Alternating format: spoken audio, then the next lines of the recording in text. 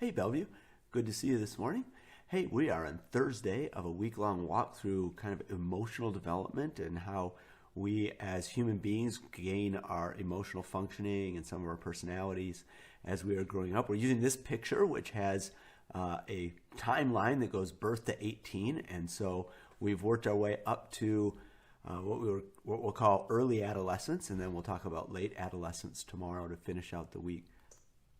So we started out the week talking about the birth to 3 period, when kids need a lot of external regulation of emotions, and because no kid gets a perfect family and no kid is perfect, there are some developing insecurities related to some anger and some frustration and anxiety, and it just sort of depends. All of us go through it. Some experience more than others depending on the situation, but by the time kids are 3 years old, they're already beginning to have to work with some of these, what I call negative emotions. Now, negative emotions are not bad emotions, as in you shouldn't have them, but they're the emotions that we don't really want to experience in time. We don't want to just keep being angry. We don't want to keep being sad. But they're emotions that are negative experiences that we try to deal with. And so as kids get older, they begin to work some of that out through imaginary play. They begin to figure out how the world works through their interactions, even in fantasy play. Things like imaginary friends can be something that kids are doing to work things out. As they get a little bit older, as we talked about yesterday in early childhood, they start to be able to tell themselves stories about themselves and about the world they're in. And the principal thing they're trying to do is make sense out of the world that they've been given and find ways to work through it and to handle it and to avoid or get away from some of those negative emotions. So they're trying to develop a strategy. What if I do this? What if I do that? What if I'm this kind of a person? Now, again, this is not a conscious thing. It's something that everybody does as they're going through this age. And in it, a lot of it is motivated by some deeper insecurities about who I am as a person and trying to find out who I am.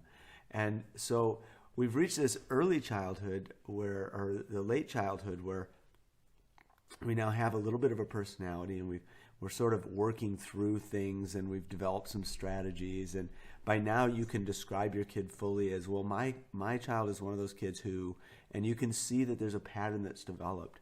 And then comes early adolescence. And as I talk about with the kids, and as you guys will also understand, the dreaded P word, which is puberty. And it's that time when our bodies begin to change physically and hormonally in ways that are different than what we've experienced in the past.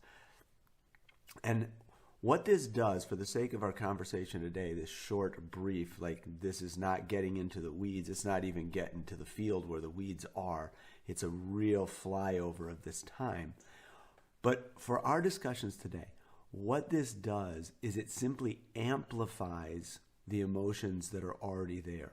They all of a sudden go from being a little bit sad to being hugely sad, a little bit angry to being hugely angry. And it's a function of the changes that are taking place neurologically, physiologically.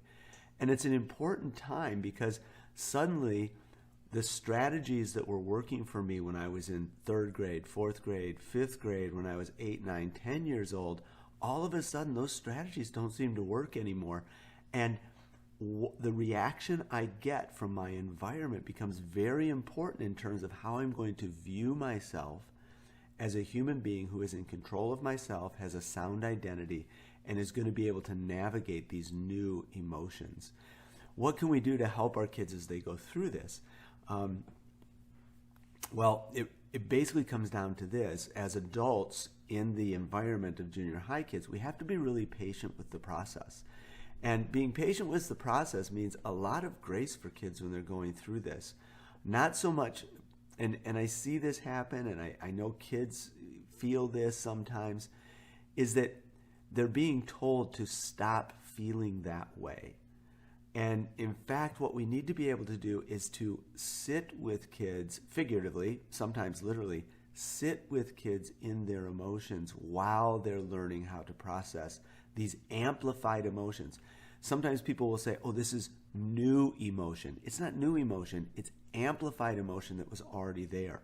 You're seeing some things that were buried that the strategies of elementary worked for, but now it doesn't work anymore. It's too big of an emotion. I can't contain it the same way. And so all of a sudden, kids who never had a tantrum might have a tantrum. All of a sudden, kids who never seem to be depressed might go through a period where it's just like, this is too much. There are all kinds of things that you might see. We need to be able to sit with our kids and be patient with them in that process, to allow them to affirm the feelings, to acknowledge that the feelings are real, that they're not an exaggeration. Far too many times, adults will respond to this period with, oh, you're just flying off the handle again, or you're just making too much of a big deal. That may be true from an adult perspective, but from the perspective of a person just experiencing this new wave of bigger emotions, it isn't too big of a deal. It's just a deal. And so trying to talk down the emotions will then produce a sense that I'm inadequate because I can't handle my emotions. Instead, we allow the emotions to be real. We don't allow them to be destructive. We find ways to contain. Maybe you need to be in a separate place, or can I just sit with you while you're going through this, or do you need to go take a walk, whatever. But we need to do it, and this becomes really important, in a way that isn't patronizing. This is not helpful for any junior high kid ever, any pre-adolescent, early adolescent kid. Oh, you're just a teenager, you're just a preteen, you're just kind of going through it. This will all be over. Oh, it's so funny. Any kind of patronizing stuff like that is not going to be helpful. Please, and we all do it. Did it with my kids. I'm sure it happens. But in this time where you are self-contained in your homes, that kind of patronizing of this stage can be really impactful in terms of how kids view themselves. So we're going to be patient with the kids. We're going to allow them their space to have this new encounter with their emotions.